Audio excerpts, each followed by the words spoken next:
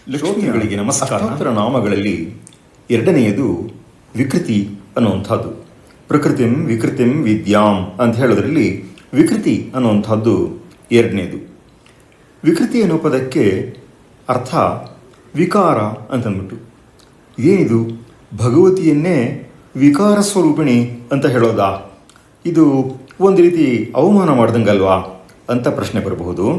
ಹಾಗಲ್ಲ, ಅದನ್ನು ಶಾಸ್ತ್ರಗಳಲ್ಲಿ ಆ ಪದವನ್ನು ಹೇಗೆ ಬಳಸಿದ್ದಾರೆ ಅನ್ನೋದನ್ನು ಗಮನಿಸ್ಕೊಳ್ಬೇಕು. ಯಾವುದೇ ಬದಲಾವಣೆಯನ್ನು ಕೂಡ ಸಂಸ್ಕೃತದಲ್ಲಿ ವಿಕಾರ ಅಥವಾ ವಿಕೃತಿ ಅಂತ ಹೇಳುವಂಥದ್ದುಂಟು. ಇವಾಗ ಚಿನ್ನ ಇರುತ್ತೆ, ಚಿನ್ನದ ಆಭರಣವನ್ನು ನಾವು ಮಾಡ್ತೀವಿ. ಚಿನ್ನದ ಒಂದು ವಿಕಾರವೇ ಚಿನ್ನದ ಆಭರಣ ಅಂತ ಹೇಳೋದು ಕೂಡ ಉಂಟು. ಹಾಗೆ ವಿಕಾರ ಅಂತಂದರೆ ಅದರಲ್ಲಿ ಏನೋ ಒಂದು ಬದಲಾವಣೆ ಬಂದಿರೋವಂಥದ್ದು ಅಂತ. ನಮಗೆ ಕೆಟ್ಟ ಬದಲಾವಣೆಯನ್ನು ವಿಕಾರ ಅಂತ ಹೇಳಿ ಅಭ್ಯಾಸವಾಗಿರೋದ್ರಿಂದ ಮೊದಲು ಆ ಅಭಿಪ್ರಾಯವೇ ಮನಸ್ಸಿಗೆ ಅದು ಮೂಡುವಂಥದ್ದು. ಆದರೆ ವಾಸ್ತವವಾಗಿ ಹಾಗಲ್ಲ.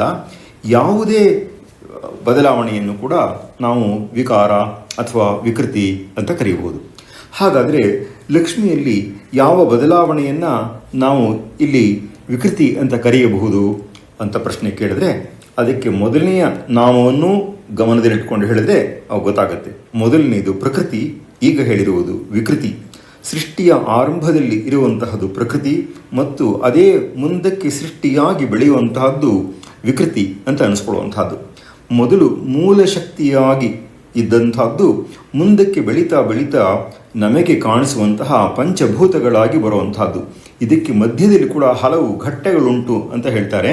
ಹೀಗೆ ಒಟ್ಟು 24 ತತ್ವಗಳಾಗಿ ಬೆಳೆಕೊಳ್ಳುವಂತಹದ್ದು ಅಂತ ಹೇಳ್ತಾರೆ. 25ನೆಯದು ಜೀವ, 26ನೆಯವನು ಪರಮಾತ್ಮ ಅಂತ ಹೇಳ್ತಾರೆ. ಈ 24 ವಿಕೃತಿ ಅಂತ ಅನಿಸ್ಕೊಳ್ಳುವಂತಹದ್ದು. ಮೂಲ ಪ್ರಕೃತಿಯಿಂದ ಬೆಳೆದಂತಹ ಈ ತತ್ವಗಳೆಲ್ಲವೂ ಕೂಡ ವಿಕಾರ ಅಥವಾ ವಿಕೃತಿ ಅಂತ ಅನಿಸ್ಕೊಳ್ಳುವಂತಹದ್ದು ಶಾಸ್ತ್ರಗಳ ಪರಿಭಾಷೆ. ನಮಸ್ಕಾರ.